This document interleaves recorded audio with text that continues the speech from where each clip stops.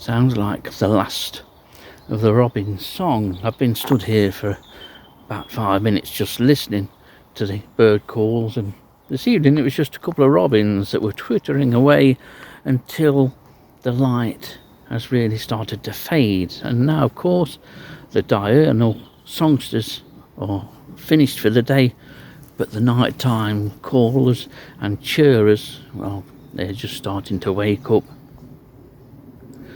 May the 18th today, and May the 18th, if I was to find a glowworm here at Clipston Old Quarter in Sherwood Forest, would equal our second earliest, going back to 2014. Never did manage to beat the record of May the 13th, 2011.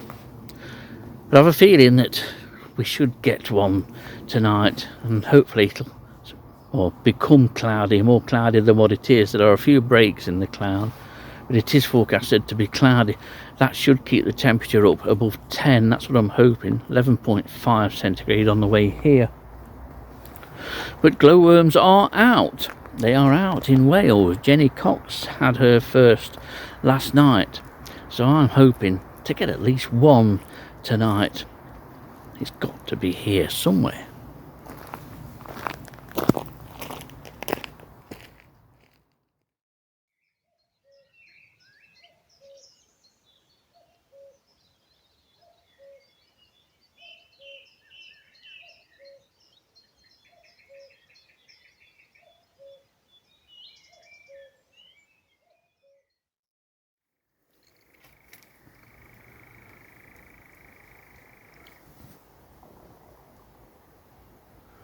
Well, there's at least two birds that are chirring, one quite close, another one very distant. I imagine it's up towards the top path, but there has been another one hunting as I've come down section O. I'll be following the usual route, probably with a few deviations tonight. It just depends. If I do find a female glowworm early on, then I'll be doing all of the site, but we'll see if anything occurs and anything shows up. But certainly I've almost finished going down section O. I will turn left at the bottom of here, go through sections L and M, might even divert up section P and then go up through section N and I, or I may well come back to the junction of sections L, O and K and go up the stony track up through section K and up to through J to the centre tree. But I'll play it by ear and just see what happens and what the conditions are like on the bottom path.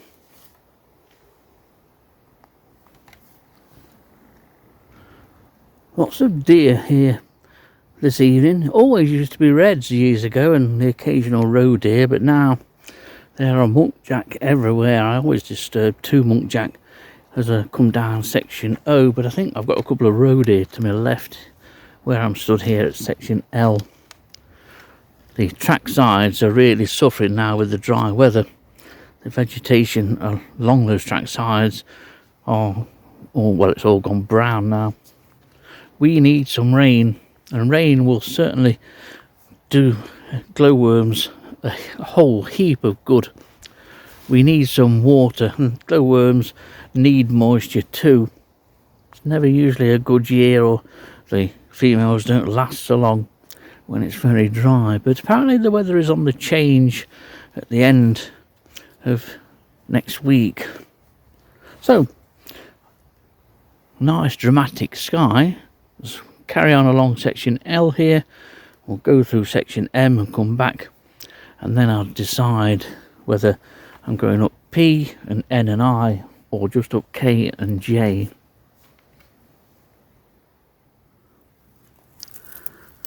Well, I've gone through section L once and back and forth through section M and then up section P, and I thought I'll go along section L and then go up sections K and J, and I've got two female glowworms here.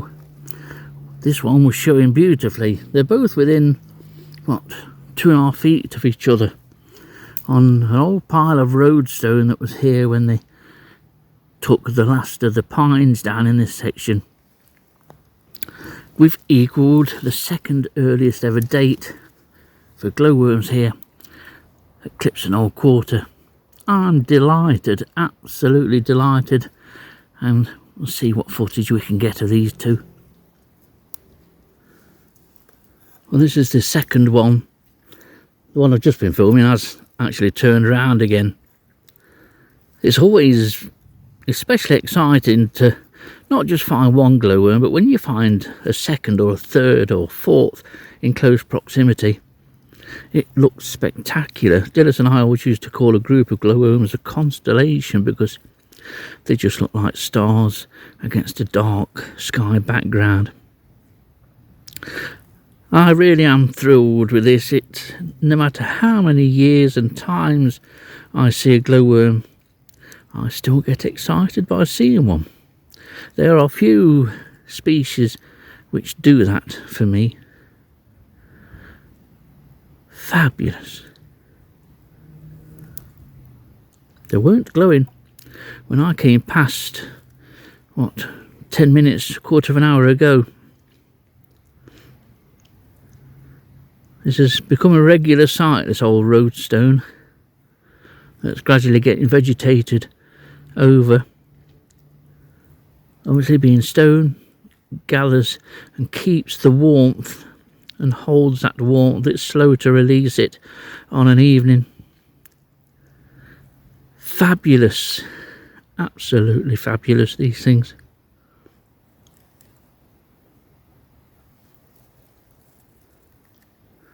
This one's just turned a little bit. Sometimes they will sit in the same position for 10-15 minutes or so, and then they'll slightly change, and that's purely to change the angle of the abdomen so that the light shines in a different direction. I think there will certainly be males out too at the moment. I'm just so pleased to have got two females. And say they're within 2.5 feet of each other. And we're just getting a bit of footage of the first female that I showed you. They're in light vegetation. It's nice, you know, they are on the top, which is nice. I was suspecting that if there were to be any females, they would be quite well tucked in, but it's not as cool down here as I was expecting it to be. Brilliant, absolutely brilliant. These are such a super beetle.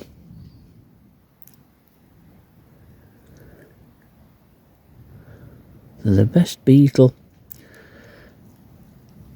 to show children and to get children involved or interested in the natural world, and especially in insects. There's nothing nicer, to be honest, to see a child's face light up when holding one of these in cupped hands. Not only does this beetle have the power and the light to light up that child's cupped hands, but it also lights up and illuminates that child's face, and that's a real joy. I used to get a big buzz out of that, Dillis and myself, when we used to take guided walks around this place. So let's go and see if we can find any more. But our first two glowworms of 2025. I'm just about to go down through the grass strip. Whether I walk down the actual grass or the track at the side, I don't know, because last time I came up here I could see a shape in front of us. That shape had turned out to be a bicycle, and then at the side of that bicycle was somebody asleep or pretending to be asleep under a tarp. They were stealth camping, and that has sort of unnerved me. Probably unnerved them more, because they would have heard footsteps approaching, and I got to within 10 feet and then I realised what I was stood in front of. That's made me very wary. I think you do as you get older. But there were no glowworms in sections K or all the way up through section J. Will there be any in the grass strip? I don't know. It may seem unusual to have two glowworms on a large site as this within feet of each other, but it's happened before. I remember one year at the top of section J there were two within 3 feet of each other, and I think they were the first two of the year, or second and third of that particular year. So it's a walk down through the grass, or at the side of it.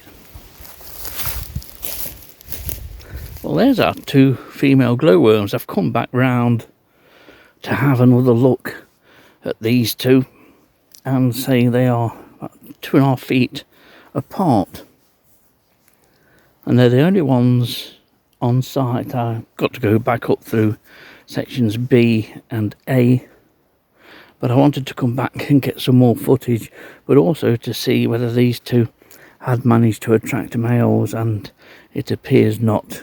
If a glowworm female has males, you can usually see the male moving around on the female, and it blocks out the female's light.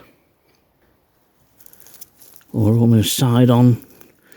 This is the left hand female again, and you can see one of the 2 round anal plates, as we've always called them. You've got your 2 characteristic and typical rows of plates, and then right at the end of the abdomen there are the 2 round anal plates.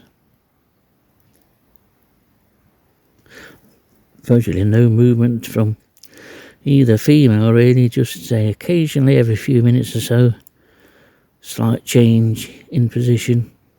But marvellous how over the whole site no glowworms, and yet there's 2 here, the first 2 of the year, within 2.5 feet of each other.